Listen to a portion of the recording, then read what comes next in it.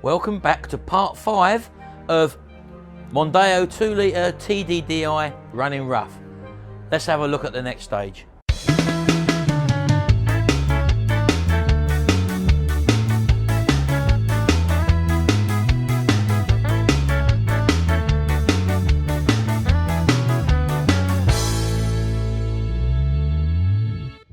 Right, now there's been loads and loads of comments about what people think it could be and stuff like that, and as you probably remember from the last video, we went through a logical sort of procedure as to try and illuminate things which it probably wasn't.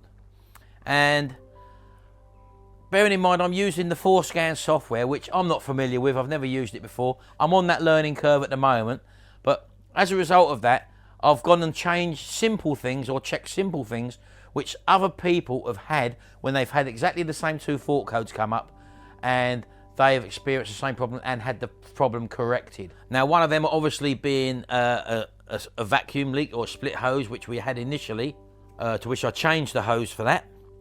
Then we had other people saying that they had the relay under the battery box to be changed. Now, again, I've looked online and there's been conflicting information on that certain relay which I looked at.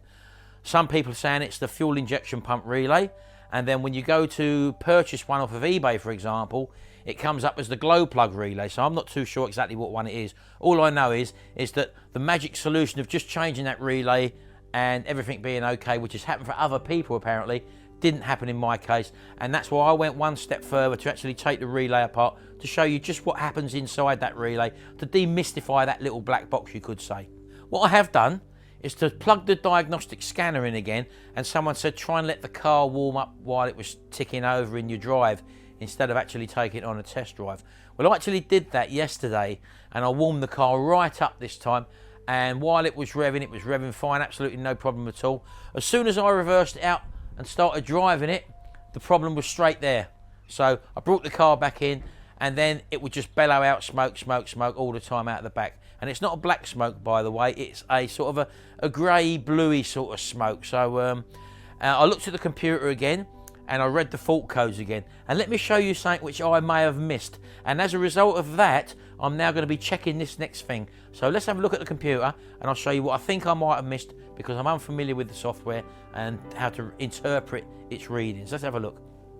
Right, okay then, so I've got the car plugged back in again, and let's just have a look at these fault codes in the order in which they appear. The first one, as we know, is the P1564. Now, I read this obviously, and let's just go through and read what this code actually says. This was the first one that appeared. It says the fuel injection pump requested reduced fueling mode.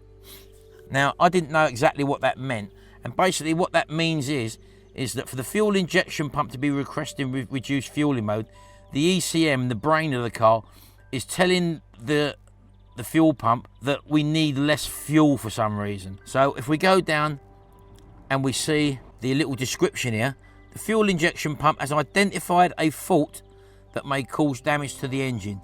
Now this is the bit I missed out below that, and it says if any other fault codes are present, address these first. So basically it's telling me, although that was the first code that come up, address all the other fault codes. Now the one directly above that, it wants me to address first, obviously, so I'm going to click on that, and if you look here again, fuel timing error reported by the fuel injection pump, and it says a CPS circuit fault.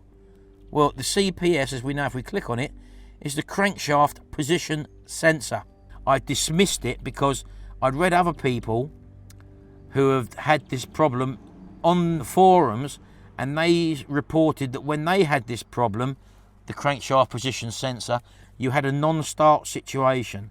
But this is where the comment section's handy. Someone left me a comment in section and said that they had exactly this problem, and it did turn out to be that. Now, bearing in mind what I said about the 1564 fault code, if any other fault codes are present, address these first. So I've got to sort this out, and I'm going to take out my crankshaft position sensor and we'll take it from there. Now, all I will say is that when I plugged the oscilloscope back into the car, once I'd realised that, and as I say, I started the car up and run it in the drive for probably about 10 to 15 minutes, sitting there revving up, no problems whatsoever. As soon as I took it out, under load, woof. Just as I pulled out the drive there, the problem occurred straight away. I pulled it back in and then we had the problem. I was able to pull up on the oscilloscope graph on the 4Scan software the crankshaft position sensor. There was no reading that was coming out, it was just flat lined. Now that indicates to me that possibly that the crankshaft position sensor has got a fault on it, because that should have given me some sort of graph, a voltage graph, and I was actually getting nothing online. So that's the reason why that I'm now going to take out the crankshaft position sensor. And these things cost about £35 for this car. So anyway, just so that I can prove that point or prove that fact, I went down to the breaker's yard and I've actually got one. I took it out of that old Mondeo, what I took the first hose out of, if you remember. And this is it, because there's various types. It sits just underneath the EGR valve, and it's a 2-wire affair on this one. And again, I've checked, you can check the resistance of these, I've already done that. But if it's breaking down, or it's giving no signal whatsoever, then that could be a problem. So I've checked the resistance of this one, it's about 480 ohms. I think that's within range. I think they said about 405 ohms for these things. So basically it is reading resistance. So I'm going to take this one out now on my car, and let's hope when we put it across the reading, I can take a reading and we can see it totally different from this one. And if that's the case, we're going to put the new one in. Well, it's not a new one, it's a second-hand one. And then we're going to try it. So that's what we're going to do now. And to get to it, you've really got to take the airbox out to give yourself some more room. And on the Mondeo down the breaker's yard, I actually took the EGR valve out there because it's quite awkward to get to. Although it's only one 8mm nut holding it in. So I'm going to start taking the airbox out. You ain't got to see that, you've seen that in a previous video. And when I'm at the stage of actually undoing it, I'll show you where the screw is that holds it in and where it's actually situated. So I'll see you in a minute. Right, okay, then you may or may not be able to see this. I've actually taken the air cleaner out now, as you can see. And coming down here, you've got this big pipe that comes, it's a solid metal pipe, and it goes right under the EGR valve, as you can see, and then it terminates up onto the bottom of the turbo over there. Well, as you can see, I've undone the Jubilee clip from the turbo end, and I've also undone the Jubilee clip here that bolts onto this metal pipe, and I'm going to try and wiggle that out and get this out of the way so that I can get some proper access, because this lives right underneath the EGR valve, this sensor. So I'm going to try and wiggle this out of the way now, so I'll see you in a second. Right, okay, takes a bit of wiggling, but that's the pipe there, and as you can see, that's the way it comes out. That's the bit that bolts up to the bottom of the turbo, that bit, and there's some sort of big filter in there as well, but that looks pretty clear, to be honest with you, so I'm not going to really worry about that. But so I've got that out of the way. That hopefully is going to make my life a little bit easier, so put that over there and let's have another little look. Right, okay, it's still not the greatest, but you can't see it, but I can get my hand in there now. I can't actually show you exactly where it is. Now I do remember that there is a little clip on this connector to get the cable off, but I'm not going to take the cable off yet. I'm going to leave the cable connected because I can get to the 8mm screw now, I think, and withdraw the cable and the sensor out together, because as I say, to try and get this little clip out here will be a right nuisance. So I'm just going to undo the little 8mm nut and show you how it sits in when I've actually pulled it back, so just bear with me for a second. Right, and just to show you where I've actually got in, I've come down the back here. I'm actually sitting on the 8mm nut now, and let me just undo that if I can. Got this light there as well, try and keep out of the way.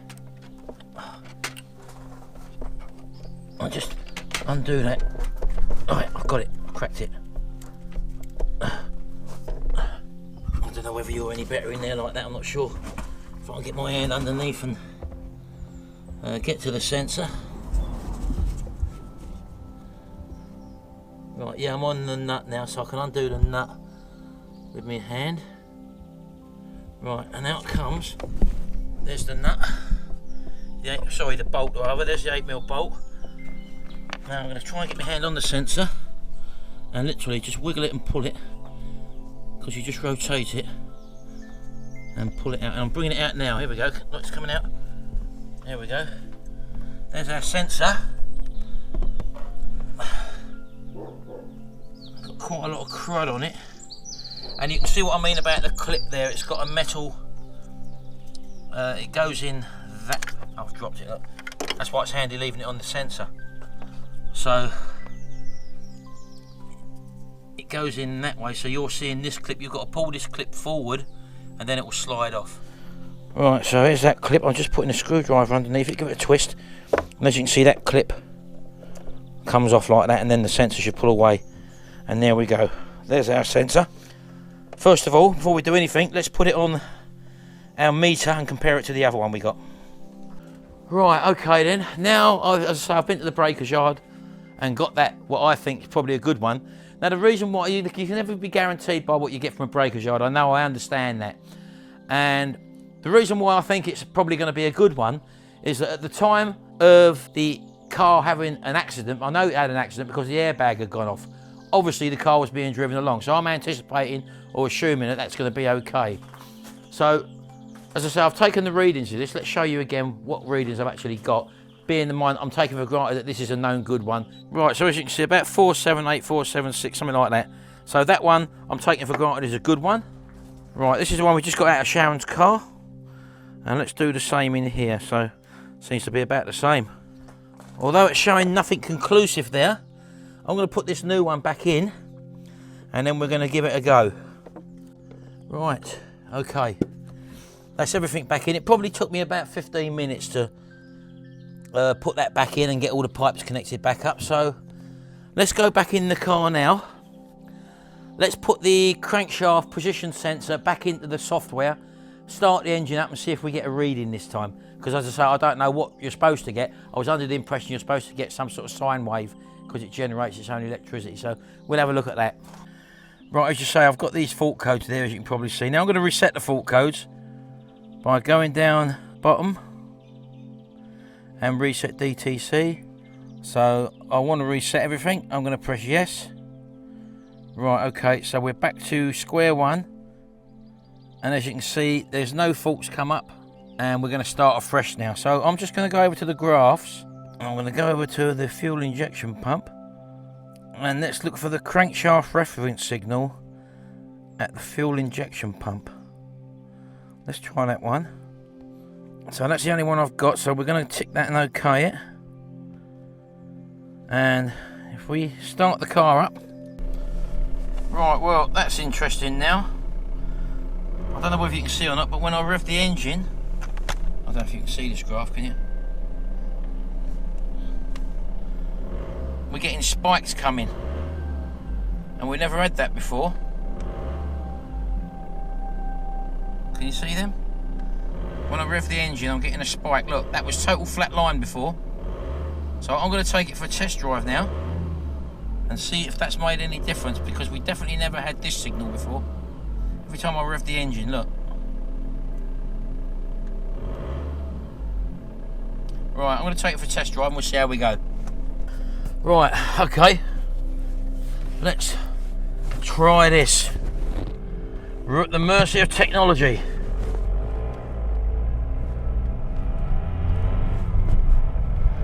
Again, now the only difference being is that the car's warmed up a little bit now. I thought I still felt a little misfire there. I might have been wrong.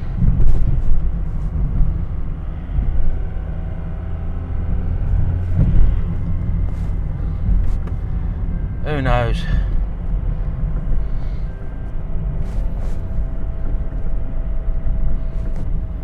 So I'm not going to say anything because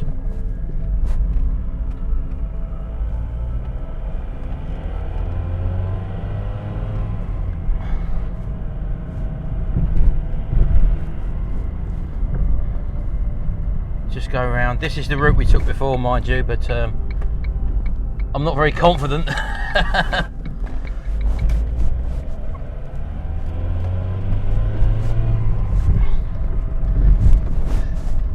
But as I say, the car's definitely a lot warmer than what it is now than what it was, obviously, because we started from cold before.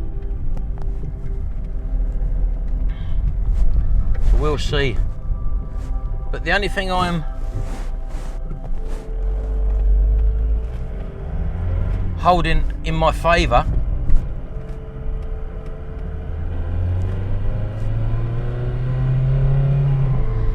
is that that oscilloscope reading with the crank position sensor beforehand was just flat-lined, and now we've definitely got activity when we throttle. No,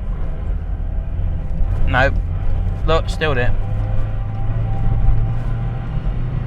Straight back into the drive. We haven't cured it. I thought we had it then. With that reading, I thought we had it. So let's go back in here. Oh dear. And let's see what the computer's thrown up this time. After that little drive we've just done, the only fault code we've got now is the P0148, which is a fuel delivery error reported by the fuel injection pump. And it says the supply voltage to the fuel injection pump is out of range. So what I've done is we're going to go again. I've got the crankshaft sensor position 1 graph there, and I've also got the supply to the in volts to the fuel injection pump. So I'm going to start up now. It's showing here that supply voltage to the fuel injection pump is very low.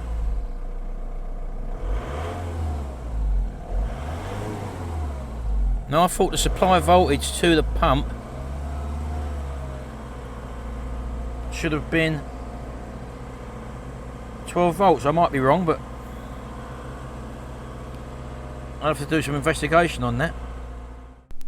Right, I just wanted to show you this. I've just sort of been back in the car and I'm interested in the supply voltage to the fuel injection pump. Now I've just had the car running. As you can see the graph now, this is what it was doing, oscillating all the time without me putting my foot on the throttle while it was cold. When I let my foot off the throttle, then the voltage stays steady until it starts ticking over again, and then the voltage stays constant around the 11.5 volts. As soon as you rev up again, it does this thing. And now the car's warmed up on tick over. It was doing this on tick over, and then suddenly the voltage has gone down to here. As you can see, look, 0.05 volts right at the bottom. So that it's oscillating between that and 1 volt. This is the feed to the fuel pump, don't forget. And then this is when I revved it while it was warm. So I'm going to try and start it again, so you can actually see this happening. Right, now as you can see, the car's just ticking over at the moment, and again this is the voltage reading of the feed to the fuel pump. But I just want to know, for those of you who have done a voltage to a fuel pump, is this the right reading? Is this what it should be doing? I personally don't know, and this is what I can't quite interpret. So I'll just turn that off, and if I go to my settings, as you can see, it's the supply voltage to the fuel injection pump, which I've actually, this graph is actually mapping.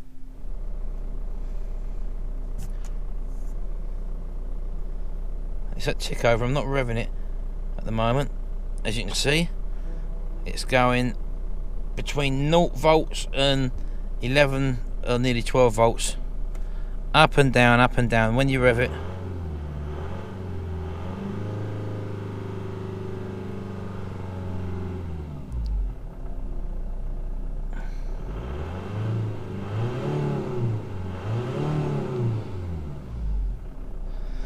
and it looks like under load, see these bits here, look, now it's doing that, that's on tick over, but it's doing some strange things.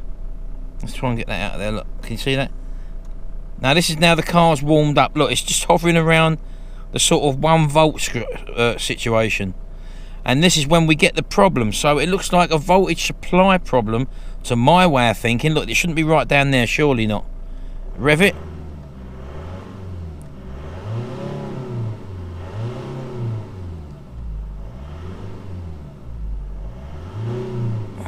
There we go, so it's now staying right down the bottom with the odd spike now and again. Now to my way of thinking, this has got to be a voltage issue, surely, going to the supply pump.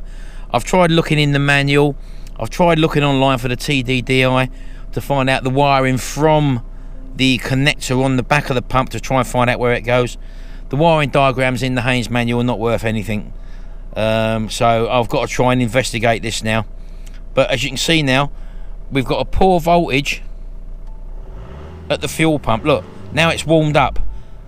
When it was cold, it was doing this up and down thing all the way until it's warmed up now. And as you can see, it's got the odd spike, but now I know for a fact that if I took this out for a drive, the problem's there, because the temperature of the car is now, as you can probably see there, up to operating temperature. I did this earlier on. I just went to pull out the drive and the problem was there straight away. And to my way of thinking, going back to the fault codes, the 1564 fault code is saying clear the other faults first, and the 0149, which was the next one, is saying supply voltage to the fuel injection pump out of range. And the 148 code is also, although it says the oh god, my battery's running low on my laptop. Unbelievable. Fuel delivery error reported by the fuel injection pump, and again it says that the supply voltage to the fuel injection pump is out of range. Right, I think we can definitely say that without a doubt it is not the crankshaft position sensor. That is for sure. I'm a little bit concerned about the voltage going to the fuel pump. As I say, I'm not sure what that's supposed to read. It was only reading sort of 1 to 2 volts there, and I'm not sure that that is actually correct. Now I know that the fuel pump is actually mechanically driven, but my concern is that if they're not getting the correct electrical voltage there, then that could be throwing things out of kilter with regards to sending information from the ECU saying that the pump is requesting reduced fueling in reduced fueling mode. I'm not too sure. So I'm going to finish this video here. Hope this has been of some interest to you. So those of you who have seen other people's posts with crankshaft position sensor fault with regards to this issue, with the relay that's under the battery, we've also discredited that. We're not getting any readings from the airflow sensors and stuff like that. So my next port of call in the next video, I'll be investigating the voltage to the fuel pump and trying to locate the wiring harness that supplies there in case there is a problem with the wiring harness to the fuel pump. I haven't looked at the fuel lift pump yet, because to my way of thinking, the lift pump only comes in when the car starts up from cold. And I think it runs for about 25 seconds or something like that. I haven't checked that out yet, but the problem isn't starting the car. The fault is happening when the car's warming up, so, or once it's warmed up, for example. And another problem which I may have overlooked, although I discredited it because I've done a visual check, could be some sort of airflow leak, which has got nothing to do with the normal airflow going through where the sensor goes, the mass airflow sensor. There could be some other internal leak. So what I'll be doing as well, in maybe the next video, maybe not the next video, I'm not too sure yet, we're going to be doing a smoke test and seeing if we got any leak on the intake system. And because I mean, you may have a manifold leak, for example. It could be a manifold gasket that's gone that could be causing the issue. So I'm not too sure yet. That's what we're going to be looking at in future episodes until we solve this blinking problem. It's giving me a right headache, but we'll get there in the end. And as I say, by showing all what I'm going through, could hopefully help you out in diagnosing your problem if you've got a similar issue. Okay, thanks very much for watching, and we'll see you again in the next video. And until then, bye for now.